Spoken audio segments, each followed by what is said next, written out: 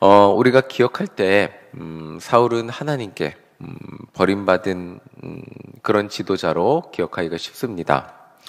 우리가 살펴본 앞선 장면들을 보면, 사울은 이런 여러 가지 경솔한 행동들을, 성경에서 보여주고 있습니다. 그런데, 오늘 성경은 그가 하나님께 선택받았던, 그러니까 버림받기 이전에 선택받았던 왕이었다는 사실을 잘 설명해 주고 있습니다. 우리 47절 함께 다시 한번 읽어보겠습니다. 47절입니다. 사울이 이스라엘 왕위에 오른 후에 사방에 있는 모든 대적, 곧 모압과 암몬 자손과 에돔과 소바의 왕들과 블레셋 사람들을 쳤는데 향하는 곳마다 이겼고, 47절을 보면 사울이 왕위에 오른 후에 모든 대적으로부터 승리했다고 말해주고 있습니다.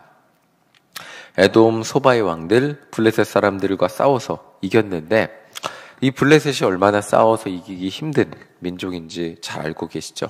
하나님의 도우심이 아니면 이기기 힘든, 거의 이길 수 없는, 이기기 힘든이라고 표현보다는 이길 수 없는 그런 민족이었는데 사울은 이겼다고 말하고 있습니다. 중요한 것은 향하는 곳마다 이겼다고 말해주고 있어요. 이 말씀을 보면 사울도 우리가 생각했던 것보다 능력이 있었던, 잘했던 왕임을 알 수 있습니다. 그러나 이 말씀을 사울이 잘했네? 이것만으로 끝내지 않고 조금 더 곰곰이 묵상을 해보면 이스라엘 백성들에게 있어서 블레셋을 이길 수 있는, 그리고 이스라엘 백성들에게 있어서 전쟁의 승리는 오직 하나님께만 있었다는 것을 지금까지의 말씀을 통해 알 수 있었습니다. 그렇다면 사울의 승리는 하나님이 주신 승리였다고 할 수 있습니다. 블레셋을 이긴 것, 이길 수 없는 나라 블레셋을 이긴 것은 하나님이 승리하게 하신 것이고, 향하는 곳마다, 무엇보다 중요한 것은 이거예요. 향하는 곳마다 이겼다는 것은 하나님이 사울을 사용하셔서 향하는 곳마다 이기게 하셨다라고 말해주고 있는 것입니다. 그러니까 이 한 절, 47절의 요점은 사울은 하나님께 선택받은 왕이었고 쓰임받은 왕이었고 그렇게 쓰임을 받았던 이스라엘의 첫 번째 왕이었다고 말해주고 있는 것입니다. 하나님이 승리를 허락해 주셨기 때문에 사울은 가는 곳마다 이길 수 있었다라고 말해주고 있는 것입니다.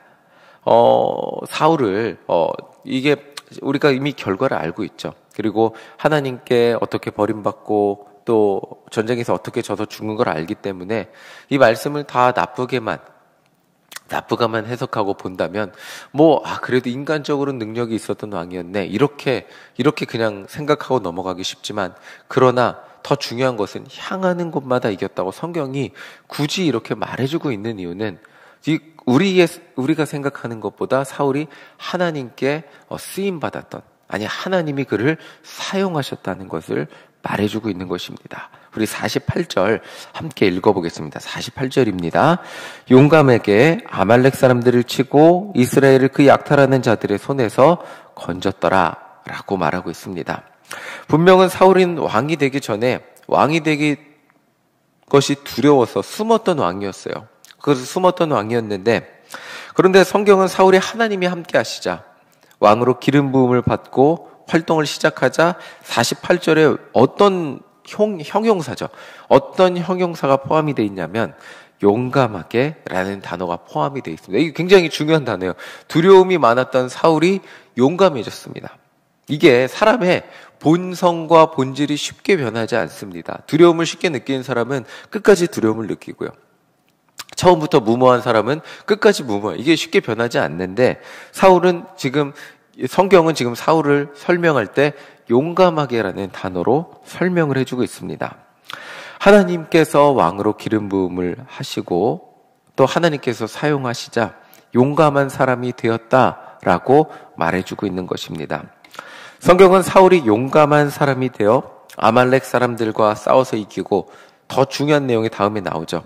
사울의 용감함과 승리는 사울의 혼자 개인을 위한 것이 아니었습니다. 이스라엘을 약탈하는 자들로부터 구원하는데 쓰임받았다는 것을 말해주고 있습니다. 이 47절, 48절이 짧은 두 절이죠. 이 짧은 두 절에서 말해주는 내용은 하나님은 하나님은 사울을 왕으로 기름 부으셔서 사용하셨고 승리하게 하셨고 그 승리를 통해 이스라엘 백성들을 구원하셨다는 것을 설명해 주고 있습니다. 비록 마지막 결과가 비참한, 마지막 결과가 안 좋은 왕이었지만 사울은 그 전까지 하나님께 쓰임받았던 이스라엘에 하나님께 기름 부음 받았죠. 선택받고 기름 부음 받고 쓰임받았던 이스라엘의 첫 번째 왕이었습니다. 우리 52절을 함께 읽어보겠습니다. 52절 함께 보겠습니다. 사울이 사는 날 동안에 블레셋 사람과 큰 싸움이 있었으므로 사울이 힘센 사람이나 용감한 사람을 보면 그들을 불러 모았더라. 사울이 사는 날 동안에 계속해서 블레셋 사람들과의 큰 싸움이 있었대요. 블레셋이 이기기 힘들고 굉장히 난적이었기 때문에 그는 블레셋 사람들과 싸움을 이기기 위해서 힘센 사람이나 용감한 사람을 모아서 군대를 조직했다라고 말해주고 있어요. 이전까지 군대의 모습이 어땠냐면 뭔가 싸워야 되면 민족에서 나와서 각출해서 그냥 농사짓던 사람들이 전문적인 군사훈련 받지 않고 무슨 민족 성경 보시면 나오죠. 무슨 지파에서 몇 명이 모였더라. 무슨 지파에서 몇 명이 모였다. 이거는 상비군이 아니고요. 그냥 상비군이 그러니까 어떤 군대의 조직이 아니고 그냥 일반 그냥 사람들이 모여서 싸우려고 나왔던 거예요. 그런데 이제 사울은 왕으로서 군사를 모았다는 것을 말해주고 있어요. 사울은 이스라엘 백성들이 원하고 기대했던 왕의 모습을 생각보다 우리가 생각했던 것보다 우리가 평가하고 안 좋게 보았던 것보다 생각보다 잘 감당했던 것을 말해주고 있습니다. 성경은 그렇게 말해주고 있어요. 왕으로서 나라를 부강하게 하고 주변 여러 민족으로부터 승리를 할 수 있도록 군대를 조직하는 등 자신에게 맡겨진 역할을 잘 수행했다는 것을 알 수 있습니다. 그는 여러 가지 경솔한 모습이 있었어요. 여러분들 말씀을 통해 살펴보셨겠지만 경솔한 모습이 있었어요. 그런데 그래도 나름 괜찮은 왕이었습니다. 무엇보다 나라를 부강하게 만들 그런 왕이었습니다. 하나님은 그를 선택하셨고 기름 부으셨고 사용하셨습니다. 그를 통해 하나님은 이스라엘 백성들을 구원하셨죠. 성경이 이렇게 사울을 하나님께 버림받고 전쟁에서 지는 비참한 최후를 맞이하기 전까지 그 결과를 이제 내일부터 말씀 이제 아말렉과의 전투하면서 이제 하나님께 버림받는 이야기들이 나오는데 그 비참한 최후 그것이 전개되기 전까지 괜찮았던 왕임을 설명하는 이유는 무엇일까요? 사울이 뛰어난 왕임을 알려주고 있는 이유는 무엇일까요? 그냥 사울이 이런 왕인데 실패해서 죽었다라고 말하려면 그냥 안 좋은 것만 이렇게 서술해서 적는 게 더 나았을 거예요. 근데 이런 이야기들을 적는 이유는 무엇일까요? 비록 마지막 순간의 전쟁에서 패배해서 사울이 죽기는 했지만 사울도 하나님이 사용하셨던 왕이라는 것을 말해주고 있는 것입니다. 우리는 결과만 보고 사울을 쉽게 생각하고 사울이 살아온 인생과 사울의 삶과 사울이 왕으로서 했던 모든 것들을 안 좋게 그렇게 보는 경우들이 많이 있지만 그렇기 때문에 저도 사무엘상 설교를 하며 사울에 대해서 처음에 말씀을 묵상할 때 안 좋은 시각과 편견을 가지고 접근을 하게 되었지만 성경은 이렇게 말하고 있는 거예요. 그도 하나님께 사울왕도 하나님께 쓰임받았던 왕이었다는 것을 말해주고 있는 것이요. 우리는 한 사람의 인생을 우리의 생각과 판단과 시각으로 너무 쉽게 평가하고 말하게 되는 경우들이 있어요. 성경에 나온 실패한 왕, 첫 번째 사울의 왕을 바라보는 저의 마음이 그랬기 때문에 그렇게 쉽게 평가할 수 있는 그런 경우들이 있습니다. 그는 분명히 하나님 앞에 끝까지 온전한 왕이 되지 못했죠. 여러 가지 경솔한 잘못된 행동으로 하나님과의 사이가 멀어지게 되었어요. 그런데 그런 그도 하나님께서 선택하셔서 사용한 하나님께 쓰임받은 그런 왕이었어요. 더 이렇게 말하면 더 좋을 것 같아요. 그가 가니까 하나님이 승리를 주셨다라고 표현하기보다는 그를 통해서 하나님이 승리를 이루어내셨어요. 사울을 통해서 하나님이 승리를 이루어내신 거죠. 오늘 우리가 말씀을 통해 보아야 할 것이 있다면 한 인물의 성공, 사울이 대단한 인물이었는데 하나님께 죄를 지어서 범죄해서 버림받았어. 이렇게보다는 그 어떤 인물의 위대한 대단함, 그 인물을 보게 되면, 사람을 보게 되면, 그러면 그 사람의 어떤 행동으로만 하나님의 일하심을 평가하게 되고, 그러면 행동을 잘하면 하나님이 도와줘, 행동을 못하면 사람을 버리면, 물론 사울의 경우 이 정도의 인과응보에 어느 정도의 공식이 적용돼서 이해하게 되지만, 더 중요한 것이 있다면 한 사람의 부족함과 연약함과 경솔함에도 불구하고 그 뒤에서 그 사람을 사용하셔서 일을 이루어 가시는 여호와 하나님의 능력을 바라보아야 한다는 것이 우리가 오늘 이 말씀을 통해 기억해 보아야 할 것이 아닌가 하는 생각을 해보게 됩니다. 오늘 말씀을 통해 우리가 기억해야 될 것은 하나님은 사울도 사용하셔서 이스라엘을 구원하셨다라는 것을 기억하는 것이 우리에게 중요한 것임을 생각해 보게 됩니다. 하나님은 사울을 사용하셔서 이스라엘을 구원하셨습니다. 여러 가지 경솔한 모습이 있었고요. 여러 가지 부족한 모습이 있었고요. 여러 가지 안타까운 모습이 있었지만, 그러나 그럼에도 불구하고 그 사울을 통해서 여러 민족, 이스라엘을 힘겹고 어렵고 정말 이스라엘을 핍박했던 수많은 그 민족들로부터 승리하게 하셨어요. 그리고 사울 자신의 영광만 추구한 것이 아니라 그 부족한 사울을 통해 하나님이 승리하심을 통해서 이스라엘 백성들이 평안이라는 복을 받게 하셨어요. 이 말씀을 통해 우리가 기억해야 될 것은, 우리가 사람을 바라보아야 될 때 하나님이 어떻게 한 사람을 사용하시는가, 내 마음에 드는 사람, 들지 않는 사람, 그리고 객관적으로 우리가 볼 때 저 사람은 안 돼 라고 생각이 드는 사람이 분명히 교회 안에 존재할 수 있습니다.